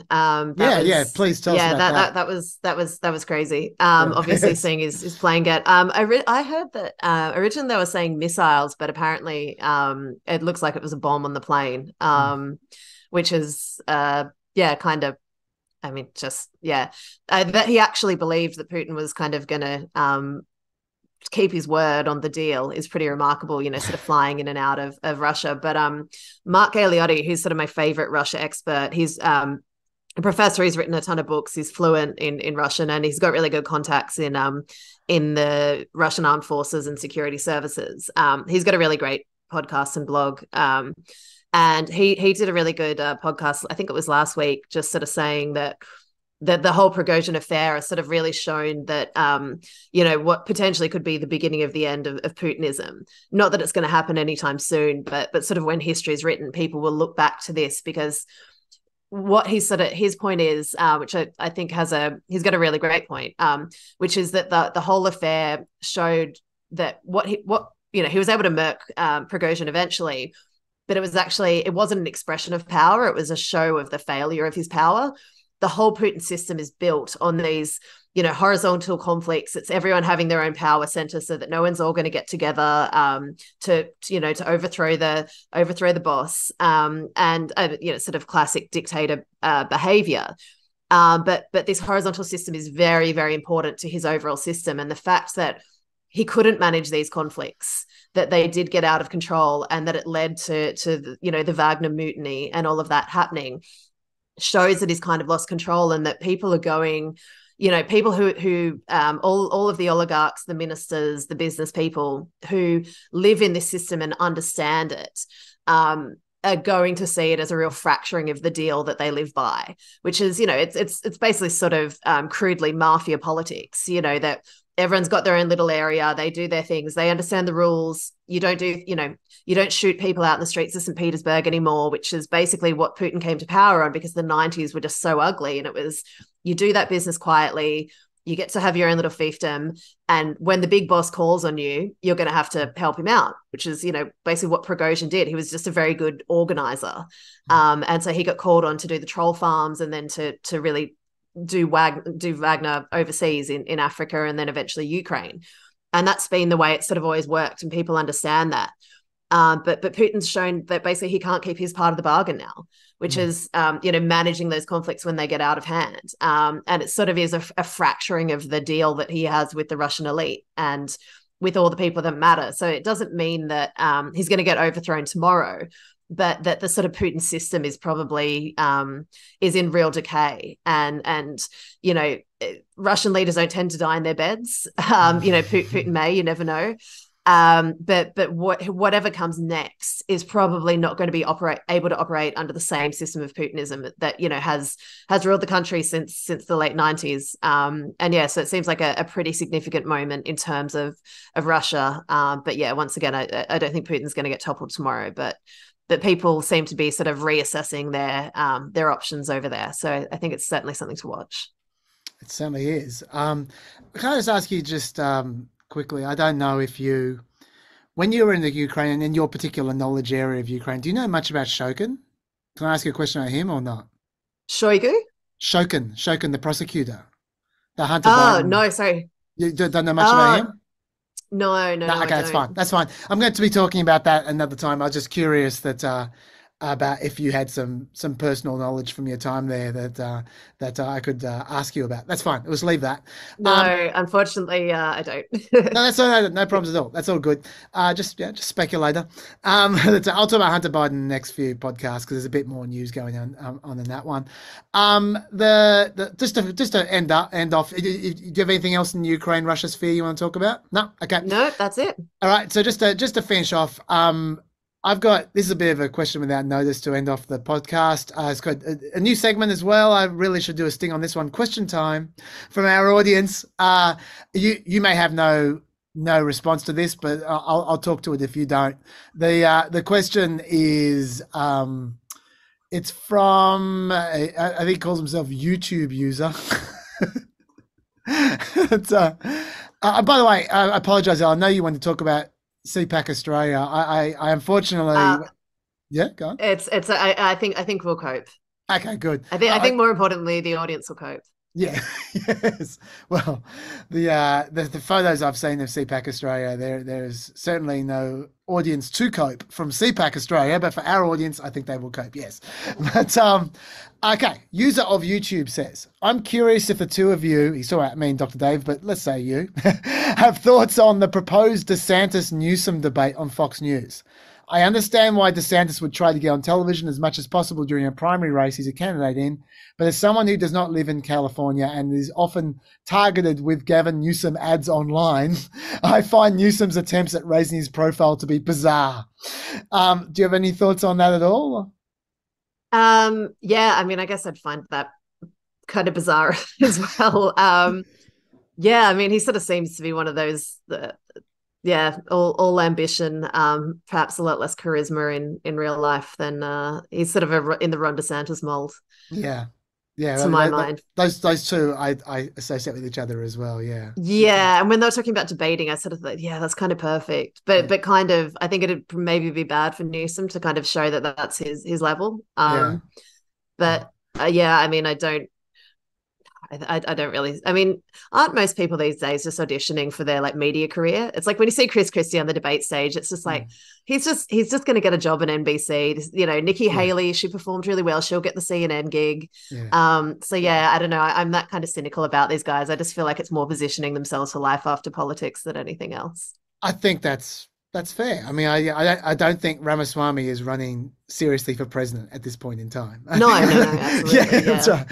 Yeah, I think that's fair. For those who don't know what we're talking about, Newsom and DeSantis have booked a debate on Hannity's show on Fox News, in like an hour-long debate on Hannity's show. I think it's in November. Like it's still a fair way off. I should say that.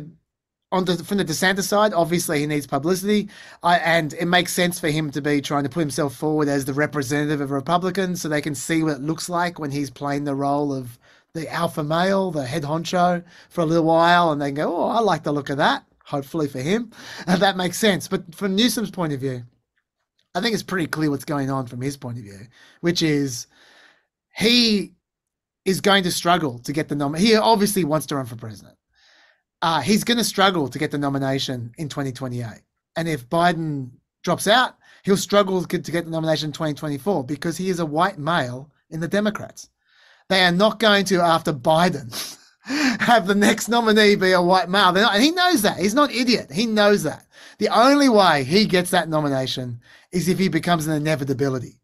If he becomes like a Hillary Clinton style candidate in 2016. Yeah. It's if he's a celebrity, basically. Yeah, if totally. he becomes that was sort of my cable news comment, because it was a bit offhand, but I do honestly think it's people just need to build up their celebrity in some way, like Vivek's doing now, like Newsom wants to do, and then potentially become such a force that they, are a Tucker Carlson, and then are just kind of parachuted into the role. I think you're totally right. So that's what I think is going on there, and I also agree with you, Elle, that I'm not sure that when he actually does it, he's going to go, wow, that was a great use of my time. I came out looking fantastic from that debate. I'm not sure that's the case, but, you know, I guess he's thinking as well, apart from just building his renown as much as he possibly can, if his brand is, I'm the guy who goes to the lion's den, no one else does that. That's me. I'll go anywhere, anytime to fight for justice and etc. And then maybe that makes sense. I don't know, but I think that's what's going on. User of YouTube. Yeah, but I mean that whole debate me bro thing, that is very like that Vivek, like new right end of the Republican Party. Are there kind of many debate me bro kind of types in the, you know, Democrat side that are like, oh, that's so cool that he's going on Fox News, the show the show that I hate because I can't get the pill out here, and that, you know, has sent my grandpa mad, so I can't go around to his house anymore. Like, I just don't know if that's really going to curry favor with people in the Democrat primary voters. I think you're probably right. Anyway, you have a day to head on to Elle. It's probably about 4 p.m. by now where you are. I certainly have an edit to do and to try and get this out before daybreak. This may come out on Saturday. Crucially, you don't have sleep to get to. I noticed that you don't say that. Yeah, because you just don't sleep. That is not an option. So anyway, so thank you so much, Elle. As always, you're so informative. I really, really, really appreciate your time. And anytime. Yeah, I look forward to seeing all the things that I've got wrong afterwards. I'm sure our very kind and generous commenters will. I know. Will not rub your nose in anything whatsoever, because they're not. No, like the only people worth reading the comments for are PEP listeners. Exactly. So. God bless you all. Thank you, Elle. Thanks, folks. I'll see you in a week's time. Stay peppy. Thank you.